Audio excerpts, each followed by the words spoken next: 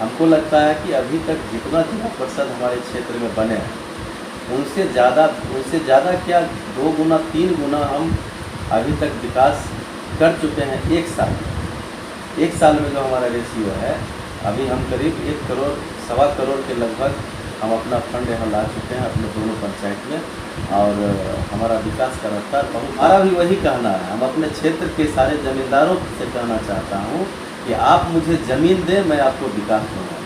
मैं उसी तर्ज पे बोलना चाहता हूँ जिस तरह से सुभाष चंद्र बसु ने बोले थे कि तुम मुझे खून दो मैं तुम्हें आज़ादी दूंगा। मैं अपने ज़मींदार भाइयों से कहना चाहता हूँ कि आप मुझे ज़मीन दें, मैं आपको विकास दूंगा। आपसे हमेशा मैं 2 पग आगे बढ़ा के विकास करने के लिए ज़मीन कम पड़ जाएगा। हम इतना विकास करने वाले हैं कि हमको ज़मीन नहीं मिलेगा विकास करने के लिए, लेकिन फिर भी हमारा फोकस ज़्यादा से ज़्यादा शिक्षा पे है, स्वास्थ्य पे है, बिजली तो सरकार दे ही दी है, पानी पे है, ये सारे चीज़ पे हमारा फोकस है। अब नमस्कार, आप देख रहे हैं बेगूसराय खबर। हम हैं सौरभ कुमार। अभी हम जिला परिषद माननीय नंदलाल राय जी के पास आए हुए हैं, जो कि ये उपाध्यक्ष भी है और हमारे 2 पंचायत के जिला परिषद भी है। इनसे मैं खास बातचीत करने आया हूँ। सर, आपको बेगूसराय खबर में आपका स्वागत है। सर, आपका भी बहुत बहुत स्वागत है कि आप मेरे गाँव में चियारी में आए हैं, मेरे घर पे आए हैं। इसके लिए मैं आपको साधुवाद देता हूँ, और आप मेरे आवाज़ को दूर तक पहुँचाने के लिए आए हैं, इसके लिए मैं आपको धन्यवाद देता हूँ। सर ये बताइए, ये जो राजनीतिक में आने का कैसे सोचे आप? देखिए, राजनीति तो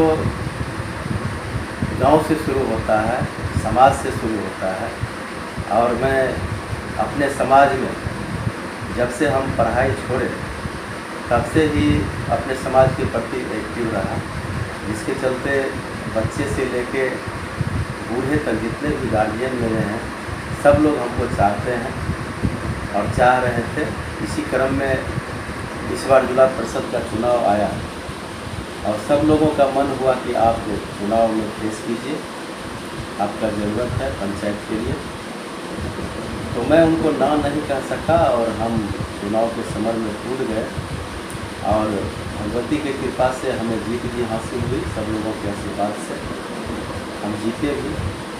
जीतने के बाद फिर जिला में जब चेयरमैन और वाइस चेयरमैन का चुनाव हुआ, उसमें भी हमारे साथी लोग बोले कि आप उसमें भी फेस कीजिए। तो सारे साथी के कहने के अनुसार हम उसमें भी कोशिश किए और उसमें भी हम जीत हासिल किए, और हम अभी बेगूसराय जिला परिषद के जिला उपाध्यक्ष।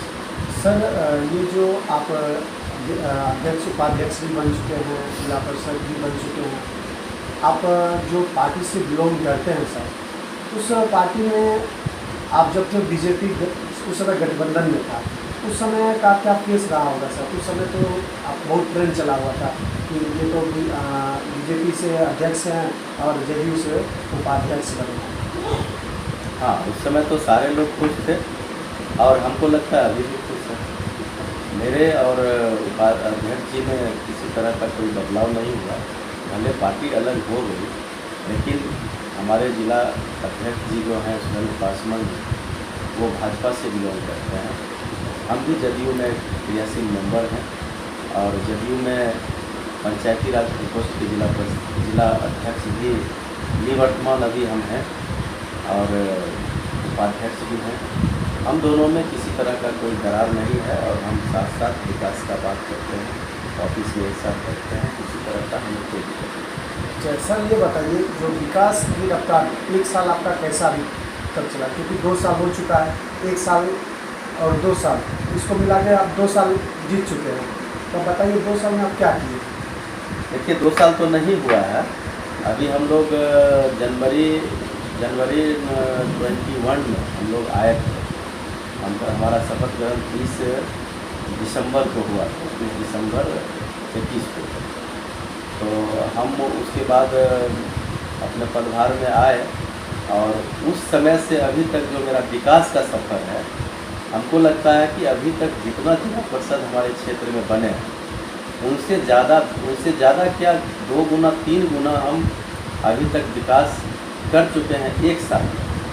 एक साल में जो हमारा रेशियो है, अभी हम करीब 1 करोड़ सवा करोड़ के लगभग हम अपना फंड यहाँ ला चुके हैं अपने दोनों पंचायत में, और हमारा विकास का रफ्तार बहुत तेज। सर कुछ महत्वपूर्ण काम जो आप किए हो उसका नाम? देखिए, इसमें महत्वपूर्ण काम में तो हम लोग थोड़ा सा दिक्कत ये होता है, सरकार का जो गाइडलाइंस है, हमारे क्षेत्र में ज़रूरत किसी चीज़ का है और सरकार का जो गाइडलाइन है उसके अनुसार हम थोड़ा सा बंध जाते हैं, और जो हम करना चाहते हैं वो नहीं कर पाते हैं। इसमें थोड़ा सा सरकार से भी हम मांग करेंगे कि कम से कम जनप्रतिनिधि को खुला छोड़ना चाहिए कि आपके क्षेत्र में जो ज़रूरी है उस ज़रूरी पे आप फोकस करके उस पर विकास कीजिए। लेकिन सरकार यहाँ पे थोड़ा सा हम लोग का भी हाथ बांध के रखती है, और हम जो चाहते हैं वो नहीं हो पाता है। लेकिन फिर भी हम लोग पुस्तकालय दिए हैं, रोड का पीसीसी ढलाई हो रहा है, अभी चालू होने वाला है। शौचालय दिए हैं जिसमें नल जल सारा व्यवस्था है। इस तरह का विकास हम लोग को जो गाइडलाइन है उसके अनुसार से हम सारे स्कूल में दे रहे हैं और क्षेत्र में भी दे रहे हैं। सर ये बताइए, जो पंचायत आपके अंदर दो रचनाई एक अमरोह जगतपुर पंचायत आता है, अमरोह जगतपुर पंचायत जब मैं पंचायत में जाता हूँ तो वहाँ कम विकास दिखता है सर, इसका क्या वजह है? क्योंकि विकास अमरोह जगतपुर पंचायत में बहुत चीज़ उसमें कमी है हर एक पंचायत की अपेक्षा। देखिए, विकास जो है, विकास के लिए सरकार पैसा देती है, लेकिन ज़मीन खरीद करके विकास करने के लिए सरकार नहीं देती। तो हमको जब विकास करना है तो उसके लिए हमको ज़मीन चाहिए, और ज़मीन सरकारी है वहाँ तक तो ठीक है, यदि सरकारी नहीं है तब फिर हमको किसी ज़मींदार के पीछे जाना पड़ता है, और ज़मींदार यदि ज़मीन हमको दे देते हैं तो वहाँ पे विकास दिखता है, नहीं देते हैं तो वहाँ विकास हम नहीं कर पाते हैं। ये भी मेरा एक मजबूर है। सर आप एक शायद आपका एक नारा भी है कि तुम मुझे खून दो मैं तुम्हें आज़ादी दूँगा, इस पर मैं सुना भी हूँ और आप बोलते भी हैं, इसका क्या तात्पर्य है?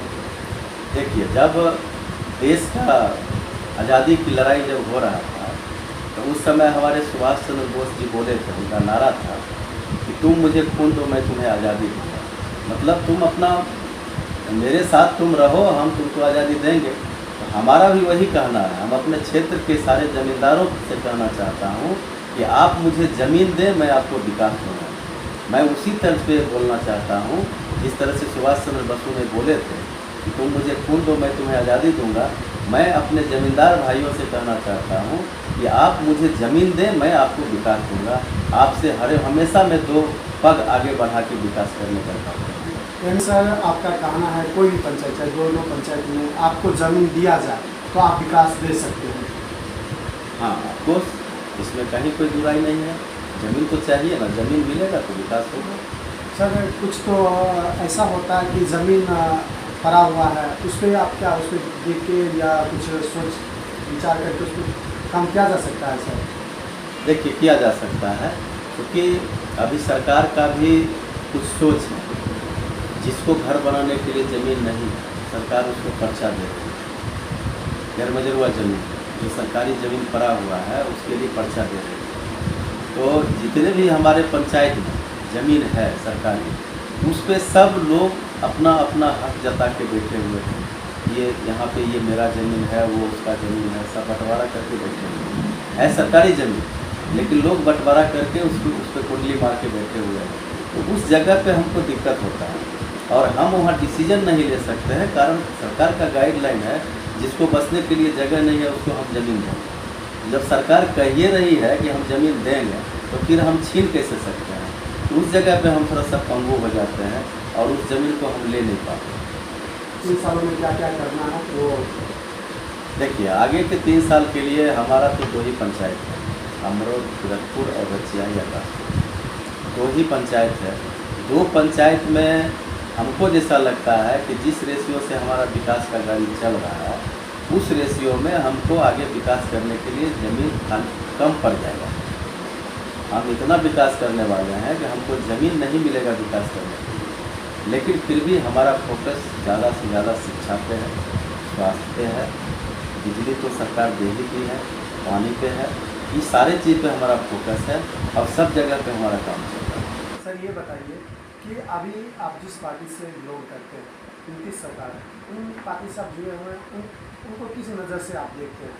उनका विकास या जो भी चीज़ है उनको किस नज़रिया से आप देखते हैं? देखिए, नज़रिया तो साफ है।